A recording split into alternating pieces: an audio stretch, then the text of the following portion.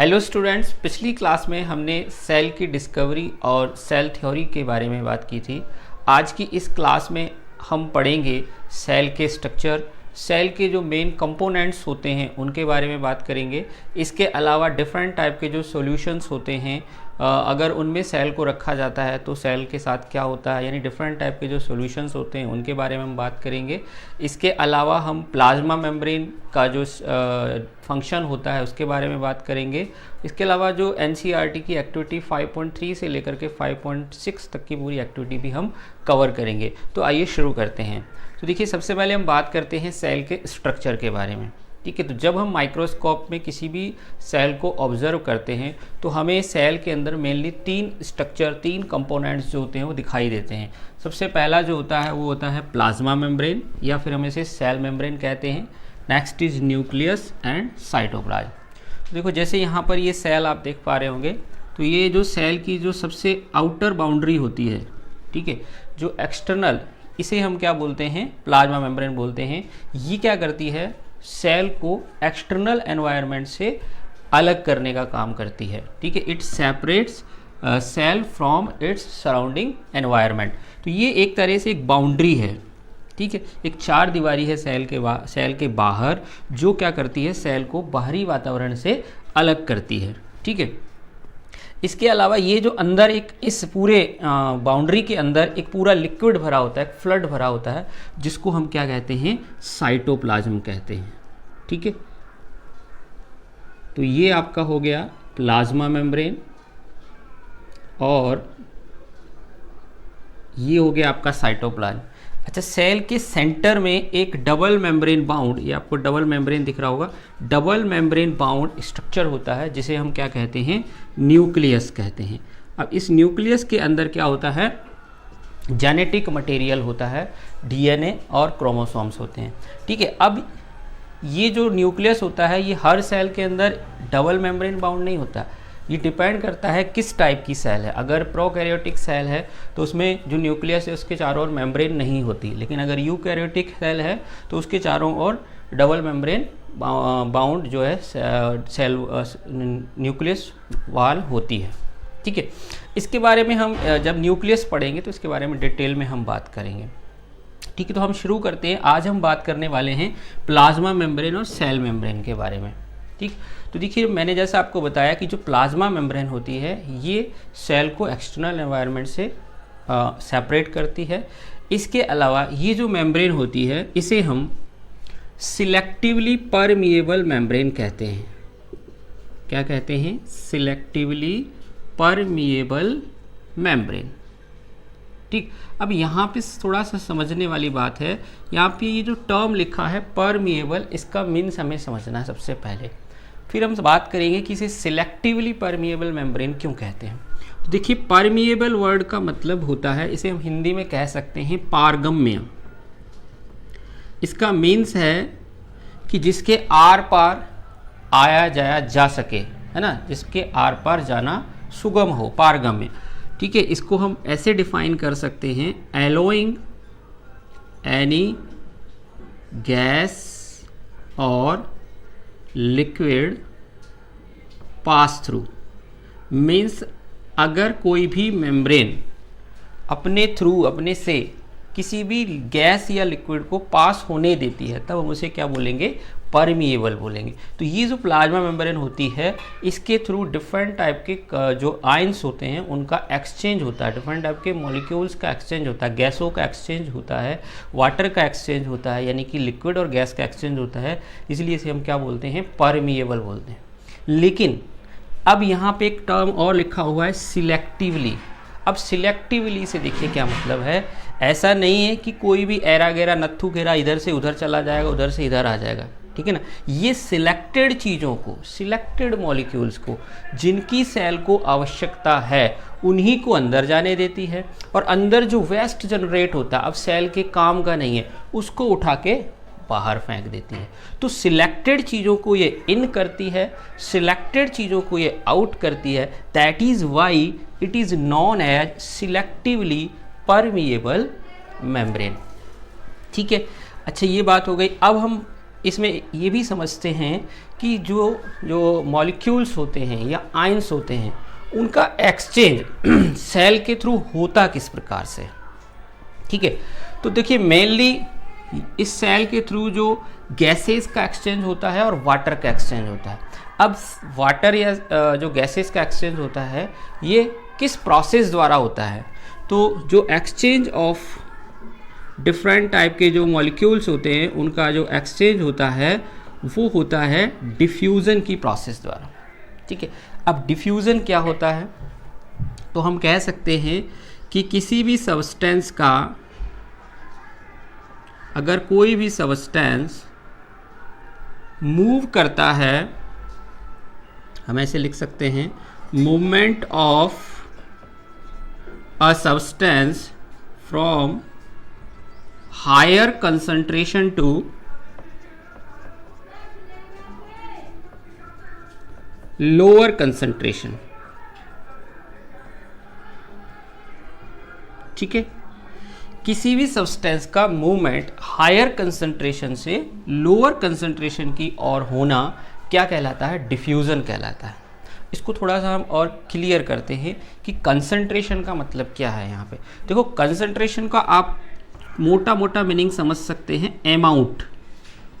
ठीक है, यानी कि अगर किन्हीं भी दो लिक्विड को आपस में आप कनेक्ट करें या दो गैसेस को कनेक्ट करें, तो जिधर एक साइड लिक्विड का अमाउंट या गैस का अमाउंट ज़्यादा होगा, उधर से उस लिक्विड या गैस का जो ट्रांसफ़र होगा किधर की ओर होगा, जिधर गैस या लिक्विड कम है। देखो, इसको एक एग्जांपल से समझते हैं। जैसे मान के चलिए कि आप दो ये वेसल हैं, इन दोनों वेसल्स को आपस में एक पाइप के द्वारा इस प्रकार से कनेक्ट कर दें। ठीक है, अब इन दोनों के अंदर आप लिक्विड फिल कर दें, सपोज वाटर फिल कर दिया हमने। ठीक, अब आपने इसमें वाटर फिल कर दिया। अब देखो, ये वाला जो वेसल है बी और ये वेसल है ए। अब आप बताएं जो वाटर है वो किस वेसल से किस वेसल की ओर आएगा, तो जाहिर सी बात है वेसल बी में वाटर का अमाउंट ज़्यादा है, इसलिए वेसल बी से वाटर जो होगा वो वेसल ए की ओर आएगा।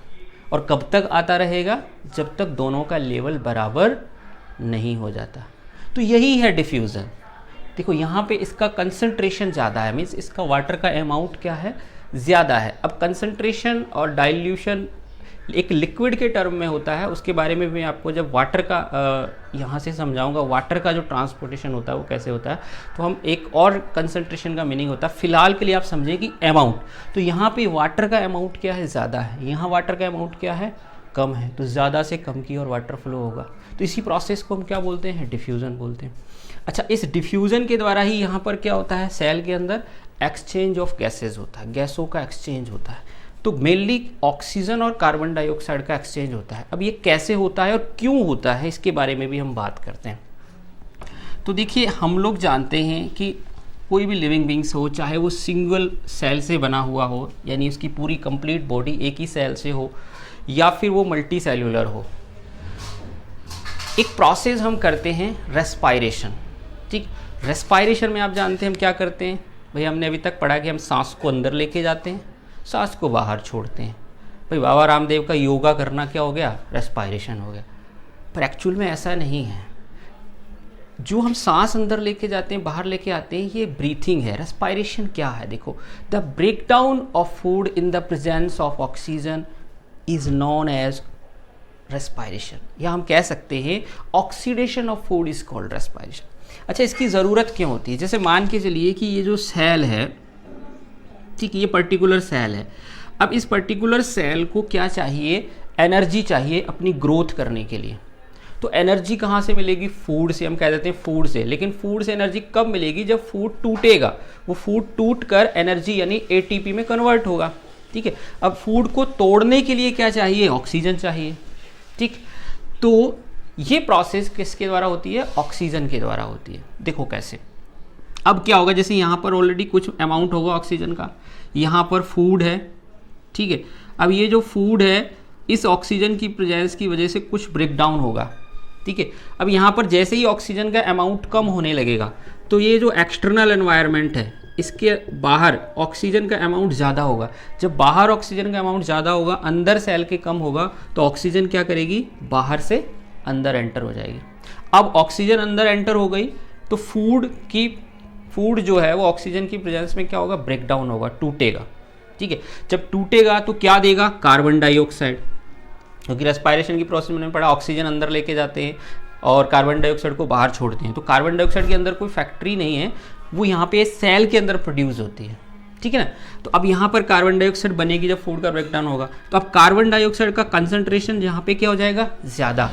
बाहर क्या है, कंसंट्रेशन कम है। कम क्यों है, क्योंकि रेस्पिरेटरी सिस्टम द्वारा, अगर हम ह्यूमन बींग्स की बात करें तो हम पूरी एयर अंदर लेके गए तो उसमें कार्बन डाइऑक्साइड भी है, लेकिन उसका अमाउंट क्या है, कम है।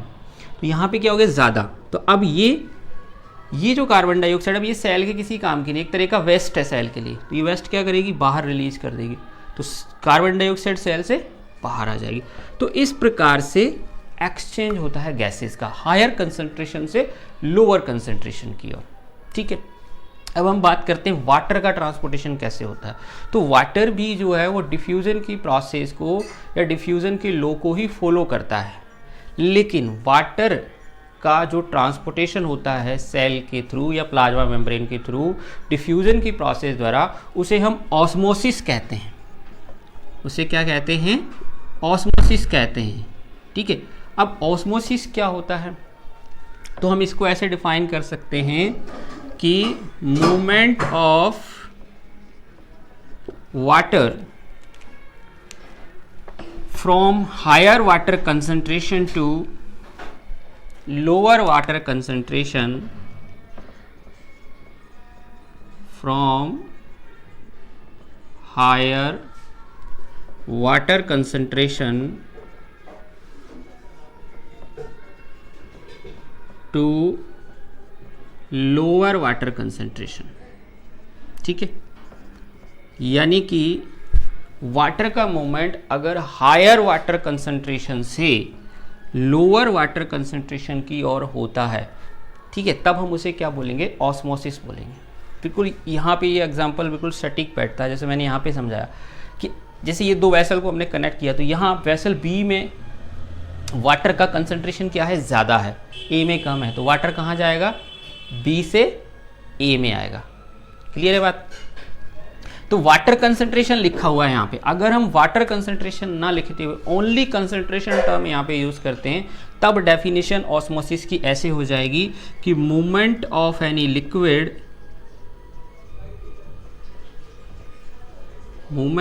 Liquid from lower concentration to higher concentration. अब इसका मतलब समझते हैं हम। यहाँ पे हमने लोअर से हायर लिखा या हायर से लोअर लिखा, इसका मतलब क्या है, देखो कंसंट्रेशन टर्म हमें समझना पड़ेगा। पहले सबसे पहले हमें समझना होगा सॉल्यूशन क्या होता है। तो जैसे अगर कोई भी लिक्विड है, ठीक है, अगर हमारे पास कोई भी लिक्विड है, सपोज वाटर है, ठीक, ये हमने एक वेसल में, एक गिलास में, बर्तन में हमने पानी ले लिया, इसमें आपने 1 स्पून जो है वो शुगर डिज़ोल्व कर दी। ठीक है, इसमें आपने 1 स्पून शुगर डाल दी, तो अब ये क्या बन गया, ये बन गया शुगर सॉल्यूशन। क्या बन गया, शुगर सॉल्यूशन। ठीक है, अब देखो इसी प्रकार से हम एक और वेसल लेते हैं, उसमें हम सेम अमाउंट में वाटर लेते हैं। मान लीजिए हमने यहाँ पे 100 मिलीलीटर वाटर लिया, यहाँ पर भी हमने 100 मिलीलीटर वाटर लिया, और यहाँ पर हमने 1 स्पून शुगर डाली। यहाँ पर हम क्या करते हैं, 2 स्पून शुगर डाल देते हैं। ओके, समझ में आया। अब 2 स्पून शुगर डाल देते हैं, तो अब बताएं आप मेरे को कि कौन सा सॉल्यूशन का कंसंट्रेशन ज़्यादा होगा। कंसंट्रेशन का मतलब है कि अगर किसी भी सॉल्यूशन में सोल्यूट का अमाउंट ज़्यादा होता है, तब हम कहते हैं कि उसका कंसंट्रेशन ज़्यादा है। तो सोल्यूट क्या है यहाँ पे, शुगर, सॉल्वेंट क्या है, वाटर, दोनों को मिला के क्या बन गया, सॉल्यूशन। तो सोल्यूट का अमाउंट किस में ज़्यादा है, इन दोनों में से, इसमें सोल्यूट का अमाउंट ज़्यादा है, इसमें शुगर ज़्यादा है, तो इसका कंसंट्रेशन क्या है, ज़्यादा है।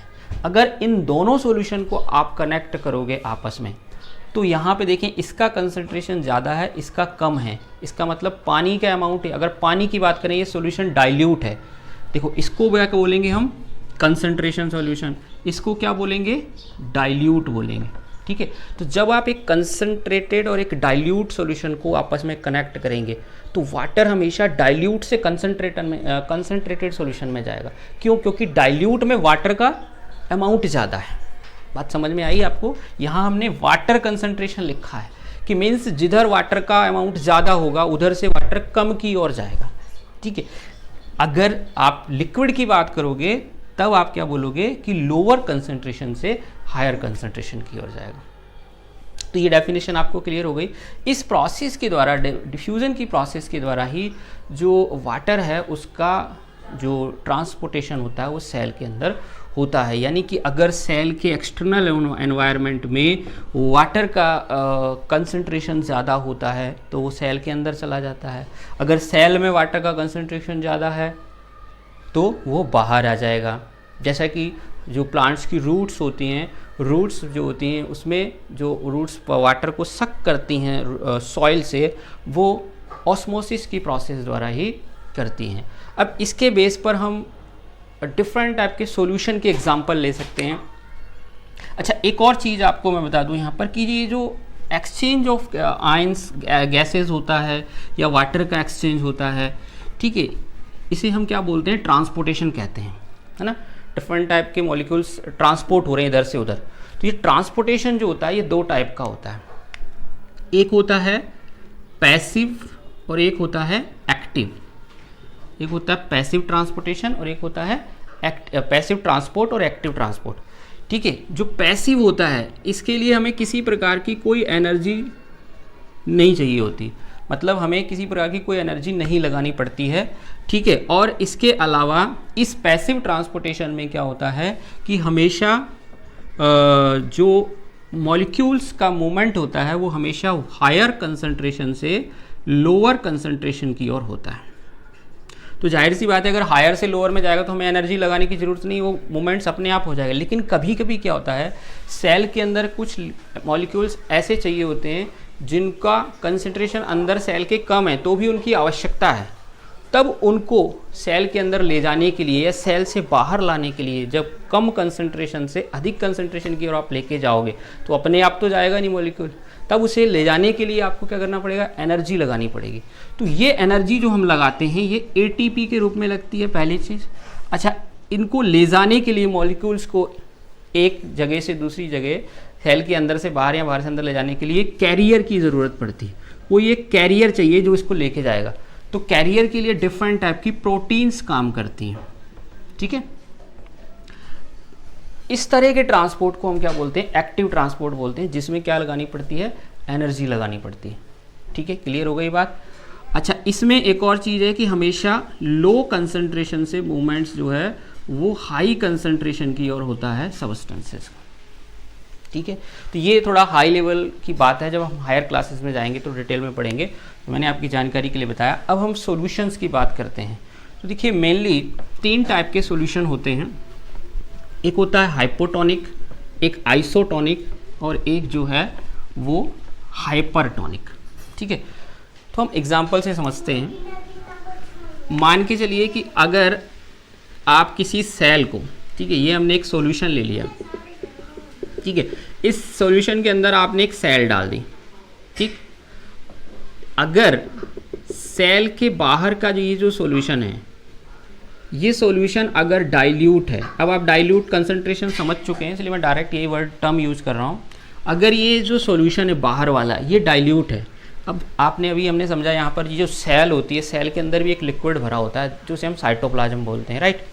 अगर साइटोप्लाज्म इसके अंदर भरा हुआ जो लिक्विड है उसका कंसंट्रेशन ज़्यादा है, वो कंसंट्रेटेड है, यानी हम कह सकते हैं कि ये कंसंट्रेटेड है। ठीक है, बाहर का सॉल्यूशन डाइल्यूट है, सेल के अंदर का सॉल्यूशन कंसंट्रेटेड है। ठीक है, तो अब आप बताएं वाटर किधर से किधर जाएगा। मैंने बताया था आपको कि अगर आप किसी डाइल्यूट और एक कंसंट्रेटेड सॉल्यूशन को कनेक्ट करोगे तब हमेशा वाटर जो है वो डाइल्यूट से कहाँ जाएगा, कंसंट्रेटेड में जाएगा, क्योंकि डाइल्यूट में वाटर का अमाउंट क्या होता है, ज़्यादा होता है। तब वाटर जो होगा वो जो वाटर होगा वो कहाँ जाएगा, एक्सटर्नल इस सॉल्यूशन से सेल के अंदर जाएगा। ठीक है, हालांकि वाटर सेल से बाहर भी आएगा, सेल के अंदर भी जाएगा, दोनों तरफ वाटर का एक्सचेंज होता है, लेकिन जो नेट एक्सचेंज ऑफ वाटर होता है वो सेल के अंदर ज़्यादा होता है। इस तरह के सॉल्यूशन को हम क्या बोलते हैं, हाइपोटोनिक सॉल्यूशन कहते हैं। ठीक, और इस केस में जो सेल है वो फूल जाती है, स्वेल अप हो जाती है। जब आप इस तरह के सॉल्यूशन में सेल को रखोगे तो सेल फूल जाती है, स्वेल अप हो जाती है। इसका आपको एग्जाम्पल भी दिया गया है, एक्टिविटी में बताया गया है आपको कि अगर आप एक एग ले लें, ठीक है, एक एग को आपको एग को डीशेल्ड करना है, मीन्स उसके ऊपर जो कैल्शियम कार्बोनेट का जो कवरिंग होती है, जो आवरण होता है, उसको आपको हटाना है। तो उसको रिमूव करने के लिए आप क्या करेंगे, एग को डाइल्यूट HCl सॉल्यूशन में रखेंगे। जब आप इसे डाइल्यूट HCl सॉल्यूशन में रखेंगे तो इसके ऊपर की जो कवरिंग होती है एग की वो हट जाएगी। तो जब हार्ड कवरिंग हट जाएगी तो उसके बाद एक बहुत थिन लेयर्स है उस एग के ऊपर बचती है, जिसको हम प्लाज्मा मेम्ब्रेन कहते हैं। ठीक है, अब उस एग को, उस डीशेल्ड एग को जब आप वाटर में रखोगे, अब आपने डीशेल्ड एग को वाटर में रखा, तब वाटर क्या जाएगा, एग के अंदर चला जाएगा। ठीक है, तो एग क्या हो जाएगा, फूल जाएगा। तो ये यहाँ पे वाटर कैसा सॉल्यूशन हो गया, हाइपोटोनिक सॉल्यूशन हो गया। अब इसी एग को, इस फूले हुए एग को अब आप क्या करें, साल्ट सॉल्यूशन में डाल दें या शुगर सॉल्यूशन में डाल दें। ठीक है, साल्ट सॉल्यूशन या शुगर सॉल्यूशन में डाल देंगे, तब क्या होगा, ये जो एग है ये वापस से श्रिंक हो जाएगा, क्योंकि अब यहाँ पे बाहर का जो सॉल्यूशन है ये कैसा हो गया, बाहर का जो सॉल्यूशन है ये कंसंट्रेटेड हो गया और एग के अंदर वाटर जा चुका था, इसलिए अंदर का जो सॉल्यूशन है एग के अंदर का वो कैसा हो गया, डाइल्यूट हो गया। ठीक है, सेल शेप जो है, जैसे इसे हम सेल शेप बोलते हैं, सेल के अंदर भरा हुआ जो लिक्विड है, सेल शेप कैसा हो गया, डाइल्यूट हो गया। अब ये जो बाहर वाला वाटर ये है, लिक्विड है, ये कैसा हो गया, कंसंट्रेटेड हो गया। ठीक, तो वाटर क्या होगा, बाहर से, सेल के अंदर से बाहर आएगा, अंदर से बाहर आएगा। तो इस केस में सेल क्या हो जाएगी, श्रिंक हो जाएगी। इस तरह के सॉल्यूशन को हम क्या बोलते हैं, हाइपरटोनिक सॉल्यूशन बोलते हैं।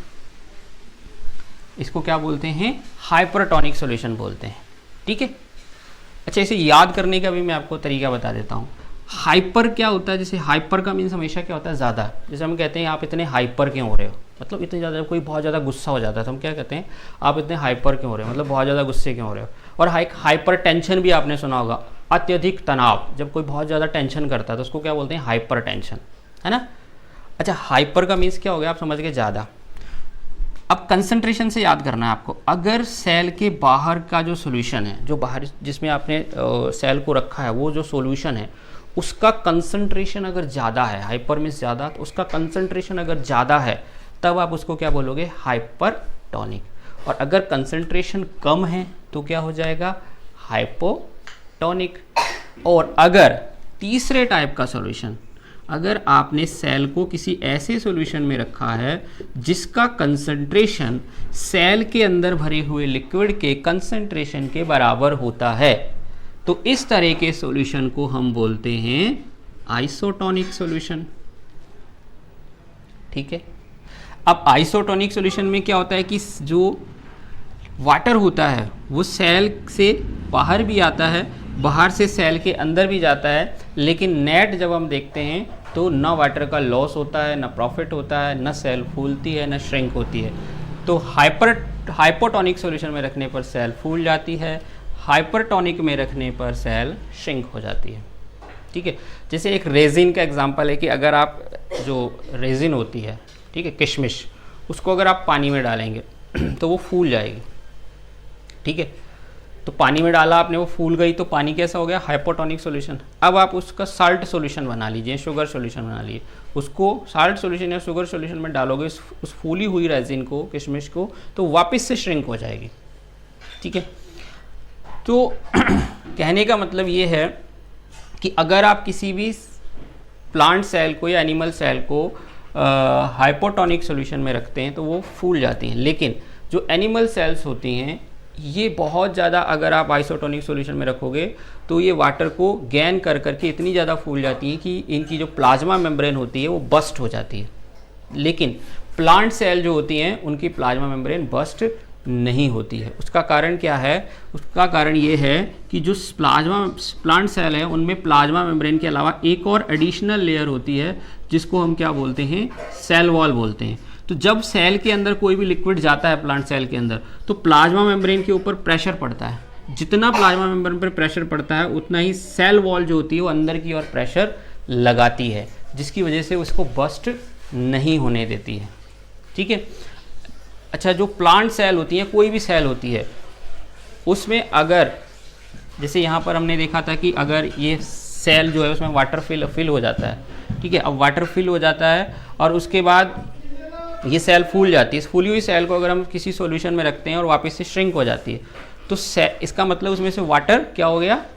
निकल गया। तो किसी भी प्लांट सेल से वाटर का निकलना, यानी वाटर निकलने की वजह से अगर वो सेल श्रिंक हो जाती है, तो इस घटना को हम प्लाज्मोलाइसिस कहते हैं। क्या कहते हैं? प्लाज्मोलाइसिस कहते हैं। ठीक है।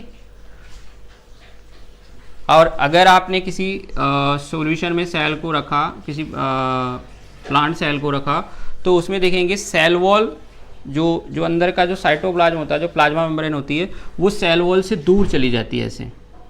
ठीक है, जब इसके अंदर से लिक्विड निकलता है। ठीक है। अब इसमें वापस अगर लिक्विड जाएगा तो ये वापस से स्वेल अप हो जाएगी। ठीक है। तो लिक्विड का बाहर निकलना क्या कहलाता है? प्लाज्मोलाइसिस कहलाता है।